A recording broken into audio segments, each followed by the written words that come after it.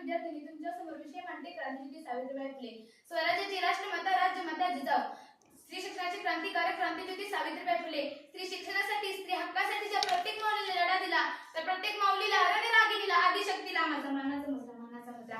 अहो झोपेचं संघटना उठवावं कसं, भैरपणाचं ढोंग त्याला सुरवावं कसं, आपल्या समाजातील स्त्रीला शिक्षणाच्या प्रवाहात आणावं कसं, आणि शिक्षण हेच आपले जीवन आहे हे आपल्या समाजातील लोकांना पटवून द्यावं कसं, समजून सांगावं कसं.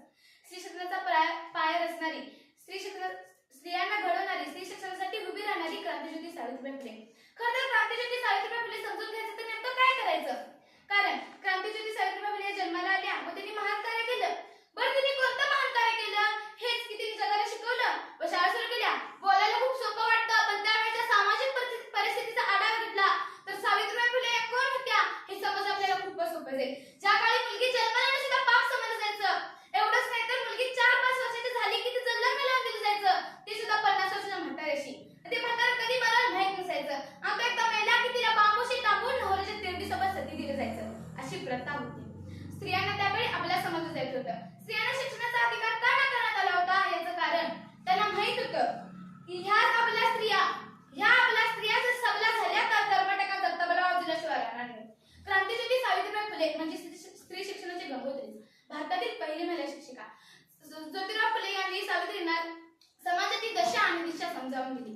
सावित्रीबाईमुळे शिक्षणाची गंगा खेड्यापाड्यातील महिलांपर्यंत पोहोचली. म्हणून आज सावित्रीच्या लेखी अभिमानाने उभे आहे. सावित्रीबाई फुले या समाजातील कर्मठ लोकांना जुमानले नाही. म्हणून ज्योतिबाने प्रथम आपल्या पत्नीला म्हणजे सावित्रीबाईला लिहायला शिकवलं, वाचायला शिकवलं. सावित्रीबाई फुले व ज्योतिबा फुले यांनी शिक्षणाचा वसाच घेतला होता. होय, त्यांनी अज्ञान दूर करायचं ठरवलं होतं. ते घरोघरी जात व शिक्षणाची माहिती सांगून स्त्री शिक्षणाचं महत्त्व पटवून देत.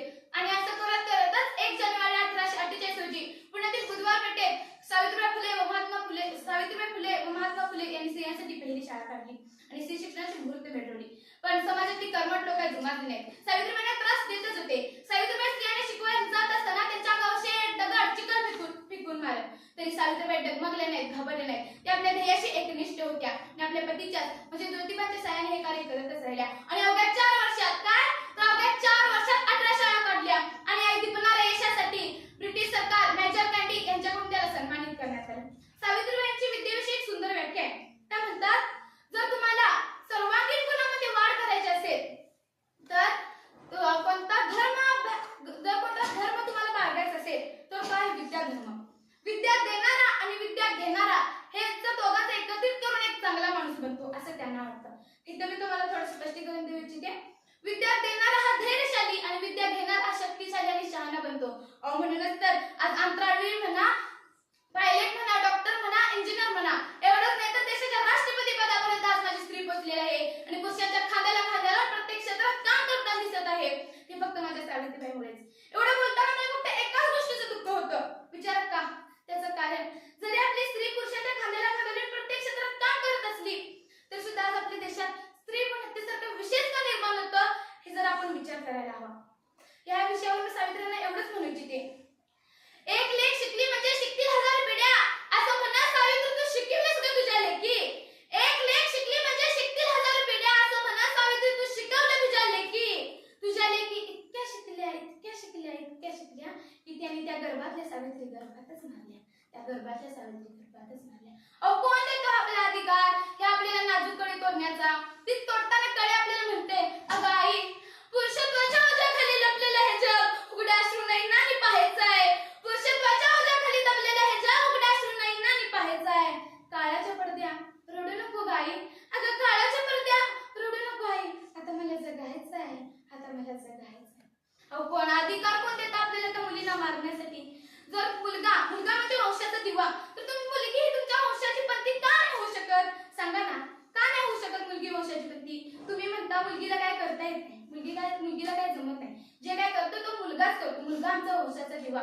अहो मुलगी काय करू शकत नाही ना, म्हणून हीच माझी वंशाची पत्नी सावित्रीबाई फुले तिने फक्त आपल्याला शिक्षणाचा अधिकारच नाही तर स्वतःचे जीव देऊन दुसऱ्यांचे प्राण सुद्धा वाचवले. ते कसे? त्यावेळी प्लेग हा संसर्गजन्य रोग आला होता. सावित्रीबाई प्लेगग्रस्त लोकांना आपल्या खांद्यावर घेऊन दवाखान्यात उपचारासाठी नेत होत्या. त्यांना माहित होतं की प्लेग हा संसर्गजन्य रोग आहे, तो आपल्याला सुद्धा होऊ शकतो. तरी सुद्धा त्या घाबरल्या नाहीत, त्या डगमगल्या नाहीत. त्यांना फक्त त्या लोकांची मदत करायची होती. खरं तर त्या लेखस्थ लोकांना नाही तर स्वतःच्या मृत्यूला खांद्या घेऊन जात होत्या. अहो, जी स्त्री स्वतःच्या मृत्यूला सुद्धा घाबरली नाही ना, तिचं नाव सावित्री. जी स्त्री स्वतःच्या मृत्यूला सुद्धा घाबरली नाही, तिचं नाव सावित्री. आणि शेवटी लेखक संसर्गजन्य रोग असल्यामुळे त्यांनाही त्याची लागण झाली व 10 मार्च 1897 रोजी क्रांतिज्योती सावित्रीबाई फुले यांची प्राण जन्मावली. शेवटी या माझ्या माऊलीबद्दल, या वंशाच्या पंथीबद्दल मी जाता जाता एवढेच म्हणेन. विद्येविना मती गेली, मतीविना गती गेली. विद्येविना मती गेली, मतीविना गती गेली. गतीविना वित्त गेले.